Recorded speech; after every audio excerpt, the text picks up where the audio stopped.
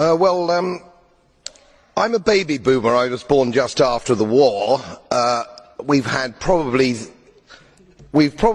had the longest period of peace and prosperity globally, I would say, from that time. I've put a little bit of modest money away so I can hand something down to my family when I pass on, largely because I've never spent more money than I've earned, and I've been prudent, and I've worked moderately hard. Now, it always seems to me as a complete surprise to politicians how countries get in debt. Let me explain, because I don't think you really understand it.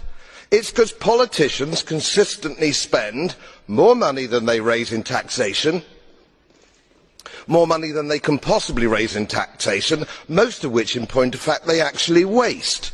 The reason we're talking about countries which are broke, and they are broke, is because their ridiculous, ineffective, ignorant politicians consistently spend more money than they can raise, and then they borrow, and worse, they then print money, because politicians and their central banks have a machine which prints money.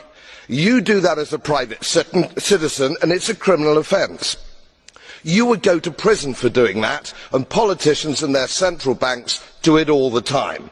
Let me explain to you that these countries are broke, and they're broke because of their own stupid leadership and politicians, and it's immoral to ask ordinary taxpayers of any country to pick up the tab for failed politicians and failed banks.